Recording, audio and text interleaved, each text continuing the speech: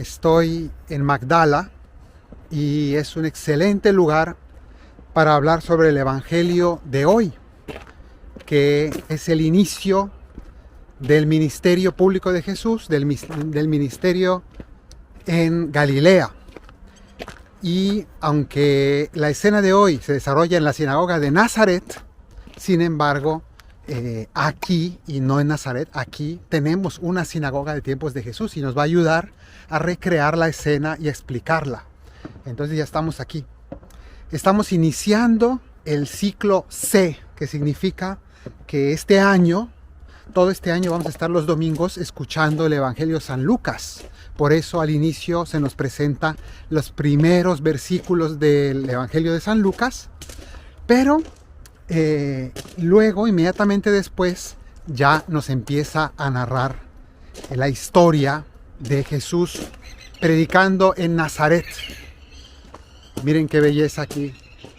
El monte Arbel enfrente de Magdala. Hacia allá pues está el lago de Galilea, a unos metros, aquí a unos 200 metros. Pero nosotros vamos a venir aquí porque tenemos este lugar, esta sinagoga. Y eso es lo que vamos a leer el día de hoy. Dice así: el Evangelio según San Lucas. Vamos a ir explicando poco a poco. Dice: en aquel tiempo Jesús volvió aquí a Galilea con la fuerza del Espíritu, porque recordemos que acababa de ser bautizado en el Jordán y recibió el Espíritu Santo. Va a ser importante hoy para entender. Entonces recibió el Espíritu Santo y su fama se extendió por toda la comarca, es decir, por toda esta región de Galilea. Enseñaba en las sinagogas y todos lo alababan. Entonces nos dice que Jesús ya iba a enseñar en las sinagogas. Esta era una de ellas. Y esta que vemos aquí, estas son, digamos, lo que queda de ella, ahora lo vamos a conocer, es un lugar que Jesús pisó, prácticamente, podríamos decir que 100% seguro, porque Jesús estuvo aquí, él vivía aquí al lado, en Cafarnaún, que está muy cerca, y esta era una ciudad más importante que Cafarnaún. Esta era quizá la sinagoga más importante de la zona, por todo lo que se ve aquí. Entonces vamos a entrar y conocer una de esas sinagogas que nos dice justamente el Evangelio de hoy, lo que acabamos de enseñar. Enseñaba Jesús en las sinagogas y todos lo alababan. Vamos a ver esto. A ver si me funciona. Aquí está, miren. Esta es la sinagoga que en un primer momento aquí, esta parte era para la enseñanza de la Escritura. Era una escuela, por decir así, comunitaria. Y luego ya se entraba a esta segunda zona de aquí, que es propiamente la sinagoga, que se usaba sobre todo los sábados. Y aquí se sentaba la gente alrededor, en todo este espacio. Hay tres zonas, no son escalones, sino son como gradas, donde aquí era una primera fila, una segunda fila y luego más atrás una tercera fila. Entonces la gente se sentaba aquí. Una sinagoga no es lo mismo que una iglesia para nosotros. Una sinagoga era, sobre todo en aquel tiempo, un lugar donde las personas se reunían para hablar sobre asuntos, sí, de la ley de Dios, de la Escritura, de la Torá, pero también se reunían para hablar de temas de política, de temas de actualidad, para discusiones. Es decir, era un lugar de intercambio social, ¿no? Como una especie de club social, diríamos nosotros, de toda la comunidad. De hecho, aquí en Magdala, aquí apenas a unos metros, aquí enfrente, han descubierto hace 3 semanas otra sinagoga más, también aquí en Magdala, más pequeña que esta, que estaba aquí enfrente. Quiere decir que este lugar Jesús estuvo con mucha frecuencia, y este piso con mosaico que vemos aquí lo habrá pisado Jesús con toda seguridad, predicando en las sinagogas, como hemos leído ahora. Y dice aquí que fue Jesús a Nazaret, donde se había criado. Él entró en la sinagoga, en una sinagoga como esta, Actualmente hay un lugar allí donde se recuerda esto, pero es una iglesia del siglo XII, que no queda absolutamente nada de la época de Jesús. Simplemente se dice que ese era el lugar donde estuvo una sinagoga, pero aquí en cambio tenemos una igual. Entonces él fue a un lugar como este y dice, entró en la sinagoga como era su costumbre todos los sábados y se puso en pie para hacer la lectura. Entonces viene aquí, Jesús se pone aquí al centro donde estoy yo en este momento para hacer la lectura. Le entregaron el rollo del profeta Isaías y desenrollándolo encontró el pasaje donde está escrito, y ahora voy a leer la cita que estaba escrita ahí. Pero también es interesante, dice aquí, le entregaron el rollo. ¿Por qué dice que le entregaron un rollo? Porque nosotros, claro, decimos la Biblia como si fuera un libro grueso, pero los libros se inventaron mucho después. En la antigüedad había rollos. Y Biblia significa libros en plural, lo cual quiere decir que es una colección, es una biblioteca de muchos rollos, de muchos libros. En este lugar, vemos aquí hay un cuartito. Este cuartito que está aquí era el sitio donde se guardaban los rollos. Es decir, que una Biblia era un cuarto lleno de rollos. Ahora lo llevamos en el bolsillo o incluso en el celular. Pero en esa época era todo un cuarto donde se guardaban todos los rollos separados. ¿Qué rollos eran? El Pentateuco, que los judíos le llaman la Torá, la ley, que es los 5 primeros libros de la Biblia, que nosotros llamamos Pentateuco, que es en griego. Luego, además del Pentateuco y la Torá, tienen otros libros, que son los profetas y los libros históricos. Todo eso actualmente los judíos, a ese conjunto, que es la Biblia judía, le llaman la Tanaj, ¿no? Que es la Torá, los profetas y los libros sapienciales, libros históricos, todo eso junto es la Tanaj. Nosotros a eso le llamamos Antiguo Testamento, pero nosotros no solo tenemos esos libros de la Tanaj, tenemos otros más que los judíos no tienen en su Biblia. Y es un Antiguo Testamento, es más largo que la Tanaj, que la Biblia judía. Y luego tenemos también el Nuevo Testamento. Nosotros ahora, ellos solo tienen esa Tanaj. Y eso era lo que estaba aquí. Parte de esa Tanaj es el rollo del profeta Isaías, que se lo entregan a Jesús para leer en un lugar como este. Aquí pueden ver que hay una piedra. Posiblemente está en estudio esta piedra, pero posiblemente era el sitio donde se asentaba el rollo y se extendía para poderlo leer allí encima, como una mesa para poder ver y leer en público la palabra de Dios. Y entonces nos dice el libro que empezó a leer Jesús diciendo: el Espíritu del Señor está sobre mí, porque Él me ha ungido, me ha enviado para dar la buena noticia a los pobres, para anunciar a los cautivos la libertad y a los ciegos la vista, para dar libertad a los oprimidos y para anunciar el año de gracia del Señor. Vamos a ver este mensaje que dice el profeta Isaías. Jesús toma esa palabra y empieza a decir: el Espíritu del Señor está sobre mí, haciendo referencia de que ha descendido sobre él el Espíritu Santo en el Jordán, porque Él me ha ungido. El Espíritu Santo es como un aceite que me unge, penetra en mi ser y me transforma. ¿Quiénes eran ungidos? Ungidos eran los reyes y los profetas y los sacerdotes. Y Jesús es sacerdote, profeta y rey.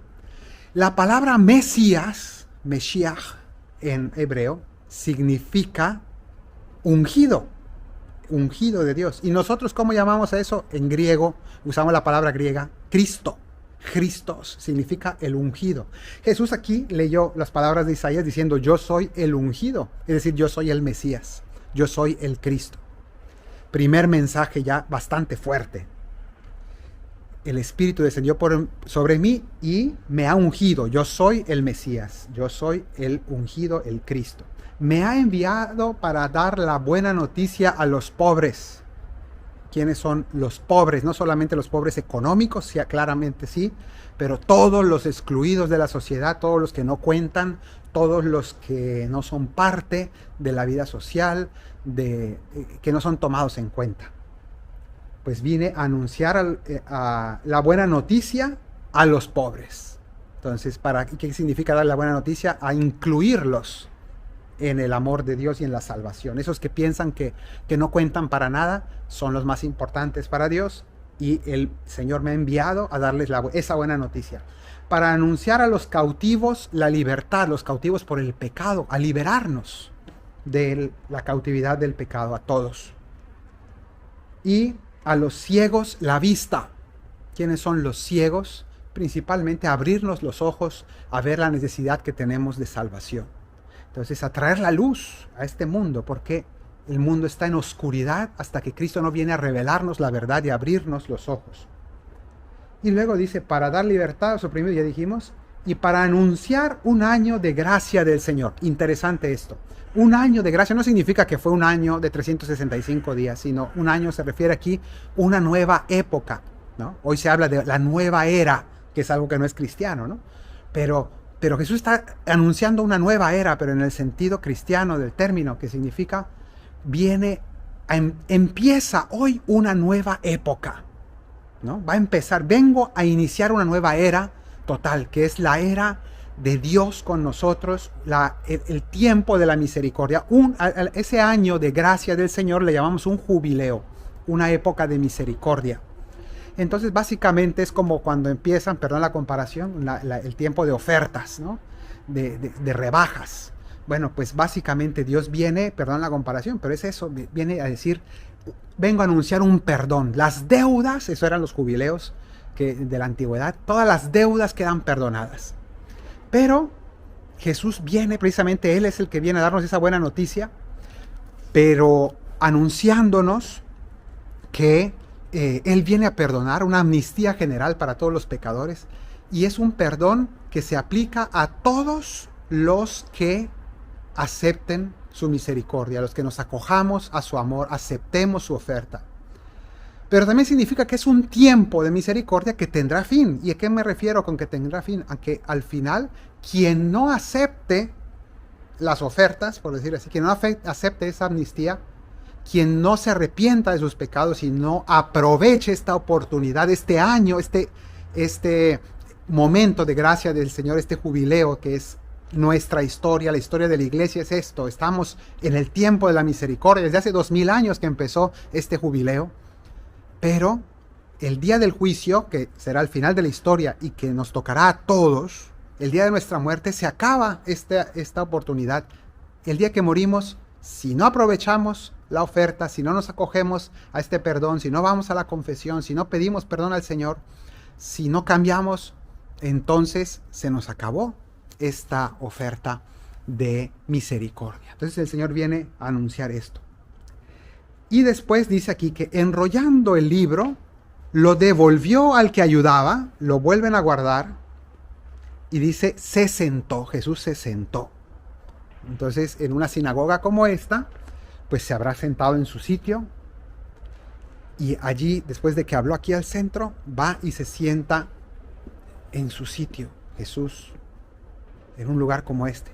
Y entonces, enrollando el libro, lo devolvió, se sentó, y toda la sinagoga tenía los ojos fijos en él.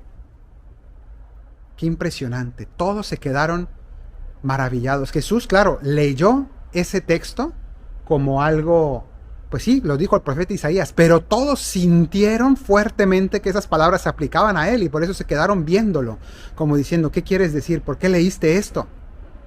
¿Qué está diciéndonos Dios? Todo mundo sentía que había un ambiente así pesado, fuerte, que se sentía como que el aire se podía cortar con un cuchillo, y todos se quedaron viendo a Cristo. Y se puso Jesús a decirle esta frase, dijo Jesús, hoy se cumple esta escritura que acaban de escuchar. Todos aquí alrededor estaban mirándolo, esperando a ver qué iba a decir, y dice Jesús esta palabra, hoy se cumple esta escritura que acaban de escuchar. es interesante porque esto que está haciendo Jesús, este comentario, esta frase, es su homilía. Él leyó la palabra como hacemos en la misa y después de leer la palabra se explica en la homilía. Jesús dio su homilía, esta homilía perfecta que dice, hoy se cumple esta palabra que acaban de escuchar. Porque las homilías también en la misa son para esto, para decirnos en el fondo, todo sacerdote que explica la Escritura dice esto, hoy se cumple esta palabra que hemos escuchado y nos ayuda a entender cómo se cumplen esas palabras que parecen del pasado, se cumplen hoy en el presente. Jesús hizo lo mismo y dice hoy. Pero ese hoy también se aplica a nosotros, porque volvemos a leer este domingo la Escritura en nuestras iglesias y el Señor nos vuelve a decir, hoy se cumple esta Escritura, hoy he llegado a tu vida, hoy vengo a anunciarte a ti la buena noticia y a liberarte y a darte la vista y a empezar a iniciar un año de gracia del Señor. Hoy vengo a inaugurar este tiempo de misericordia, esta nueva era en tu vida. ¿Empieza cuándo? Hoy. Hoy empieza, hoy llega Cristo y hoy quiere transformar todo. Pongamos nuestros ojos fijos en el Señor y pidámosle que su llegada a nuestra vida sacuda todo y nos deje con los ojos fijos en Él y en su misericordia, y que aceptemos esta oferta que nos hace de su amor. Que el Señor te bendiga desde Sión, el que hizo cielo y tierra, en el nombre del Padre, del Hijo y del Espíritu Santo. Amén.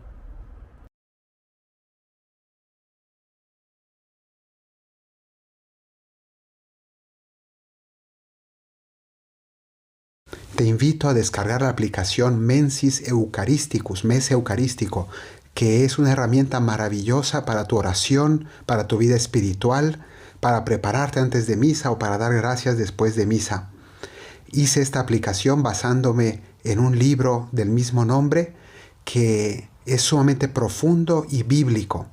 Encuentras los enlaces aquí debajo en la descripción y es compatible con todos los teléfonos celulares y tablets.